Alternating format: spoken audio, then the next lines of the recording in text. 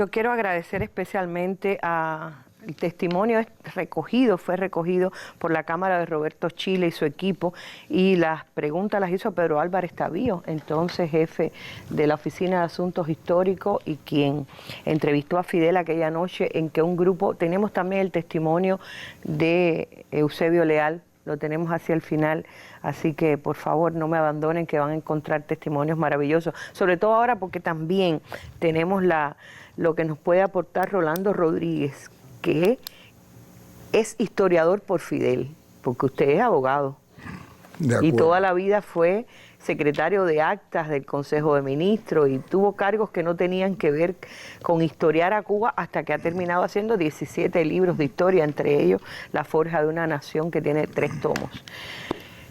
Y bueno, la relación de Fidel con la historia, ¿qué lo hace ir tantas veces? ¿Qué lo hace ir a esa noche que se parece tanto a la de 100 años antes, a recibir la bandera de Martí? En primer lugar, buenas noches. Bueno, Arlene, ante todo, yo quiero decir una cosa. Todos los cubanos sabemos que Fidel dijo que Martí había sido el autor intelectual del Moncada. Sobre esto, él dijo estas palabras textuales: Martí nos enseñó su ardiente patriotismo, su amor apasionado a la libertad, la dignidad y el decoro del hombre, su repudio al despotismo y su fe ilimitada en el pueblo. En su prédica revolucionaria estaba el fundamento moral y legitimidad de nuestra acción armada. Por eso dijimos que fue el autor intelectual del 26 de julio. Efectivamente, yo era director de filosofía de la universidad y bueno, era apasionado de la filosofía, pero me tropecé con un hombre que era un apasionado de la historia de Cuba. Además, era un genio militar, era un genio político y prácticamente podía hablar de todos los temas, y además con una propiedad increíble.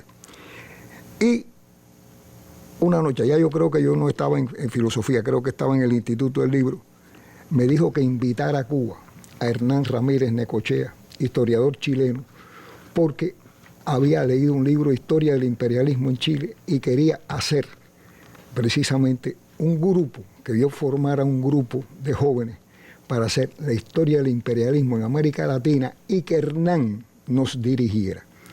Se invitó a Hernán a Cuba, Fidel se entrevistó con él en el Habana Libre. Hernán desdichadamente dijo que él tenía otros compromisos en Chile, eran los momentos ya en que empezaba la campaña de Allende y aquello no se pudo hacer. Pero ya yo, que tenía la historia adentro, tanto fue así que cuando fui a filosofía era profesor de filosofía marxista en historia. No, eso no fue casual, es decir, porque yo estaba tan inclinado hacia la historia que yo pedí, por favor, ser profesor en la licenciatura en historia. Y hoy algunos de los historiadores que incluso junto a los cuales estoy fueron alumnos míos. Digamos Pedro Pablo Rodríguez, Paquita López Ibeira, etcétera. Y otros más, además que en este momento no puedo mencionarlo por falta de tiempo. Pero bueno, esa fue la primera. Pero Fidel en el instituto incluso me dice, una noche le pregunto, comandante, ¿y cómo usted, que es abogado, igual que lo he sido yo, fue un hombre con una cultura militar tal que fue capaz de derribar en menos de 2 años a Batista? Me dijo, yo aprendí, ¿dónde aprendió usted la guerra? El arte militar. El arte militar. Y me dijo, yo la aprendí estudiando o leyéndome el libro de Miró Argenter, Las Crónicas de la Guerra, porque yo hice la guerra de guerrilla, pero sin caballos. Esa frase nunca se me olvida, que estábamos en mi oficina, en el Instituto del Libro, y Fidel me lo dijo. Pero yo terminé en el Instituto del Libro y pasó al Consejo de Ministros. Efectivamente era coordinador de la Secretaría, redactaba las actas, era el jefe de la de Asuntos Sociales, pero yo venía arrastrando del Ministerio de Cultura el redactar una novela, esta que tengo aquí. La República Angelical. República Angelical. Y novela de ficción, pero basada en la historia. Es novela, pero es novela histórica. Claro. Y un día de abril de 1995, se me aparece en la casa de Eusebio Leal. Dice, la noticia que te traigo. Digo, ¿cuál? Dice, Fidel estaba hablando de tu novela en la inauguración de la lámpara votiva del Granma.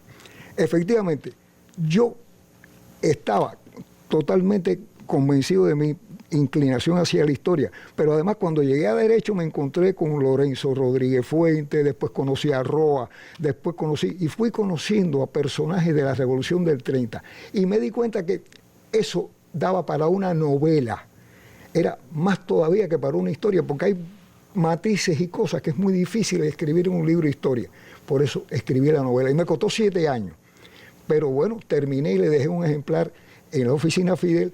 Y entonces Eusebio me trae esa noticia. Para mi sorpresa, días y días y días me estuvieron llamando personas para decir, y Fidel estaba hablando de tu novela, y Fidel hablando de tu novela, y digo, aquí va a pasar algo. Efectivamente, una noche me llama Gabriel García Márquez, un sábado por la noche, y me dice, espérate que un amigo tuyo quiere hablar contigo. Digo, dígame. Y dice, oye Rolando, yo no sabía que tú eras escritor, y le digo, ni yo tampoco. Y dice, no, pero esa novela que tú has escrito, y ya se la terminó de leer, y dice, ¿y tú cómo sabes que yo me la estaba leyendo? Y digo, porque usted lo ha dicho en todas las esquinas de La Habana. Y entonces, efectivamente, como a la 1:30 de la mañana me vuelve a llamar García Márquez, que Fidel nos invitaba a mi esposa y a mí a almorzar, y estuvimos 4 horas hablando. Ya habíamos estado 1 hora y tanto por teléfono. ¿Y no Fidel le corrigió pidiéndome, primero pidiéndome que le dijera quiénes eran los personajes de la novela, porque yo les cambiaba los nombres o reunía varios personajes en uno solo. Y cuando estamos almorzando, Fidel me dice, bueno, pero oye, las tropas esas, toda la conversación giraba alrededor de los hechos de la novela. Y yo viendo que el comandante estaba hablando de aquello como si fuera un libro de historia, pero para mí era una novela. Entonces, bueno, pero tú has puesto que las tropas de Colombia entraron en el campamento por el Monte Barreto. Por ahí no podían haber entrado. Bueno, casi estuve al decirle además que las tropas entraban por donde el novelista, incluso le saqué un cuento de García Márquez que cambiaba una historia. Y decidí callarme la boca. Al otro día fui, efectivamente, tenía razón, por ahí no podía haber sido.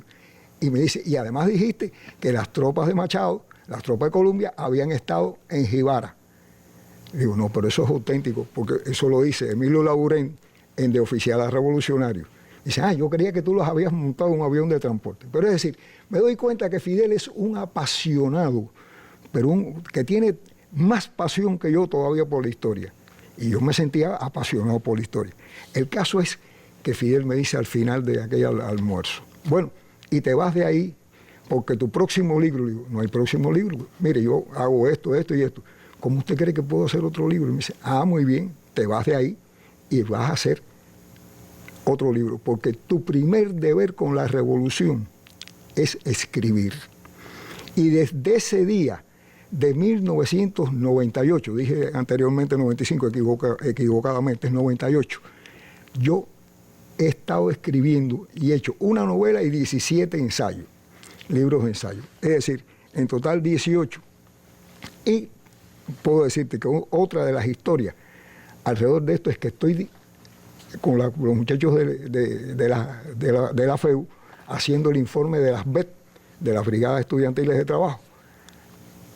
Y les regalo República Angelical y me dicen, al poco rato me llaman y me dicen, el comandante nos inauguró una biblioteca y nos dijo que teníamos que leer nuestra novela.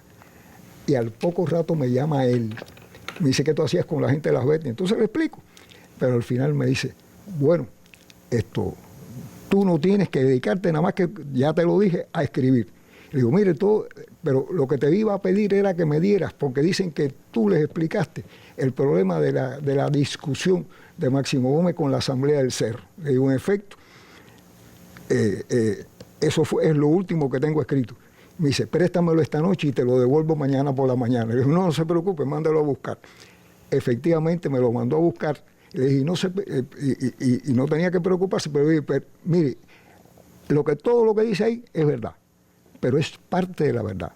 Porque la otra historia debe estar en Estados Unidos, porque estoy convencido que Brooke tuvo algo que ver con esta polémica entre los cubanos, entre mambises y demás que hubo en este momento. Me dice, ¿y por qué no vas allá a buscarlo?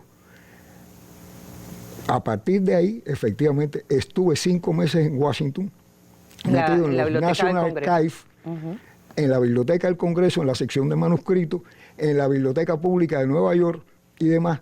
Y de ahí que todos mis libros han crecido estratosféricamente, y algunos además tienen hasta 3 tomos, porque ha ido acumulando y acumulando una detrás de la otra todas las cuestiones.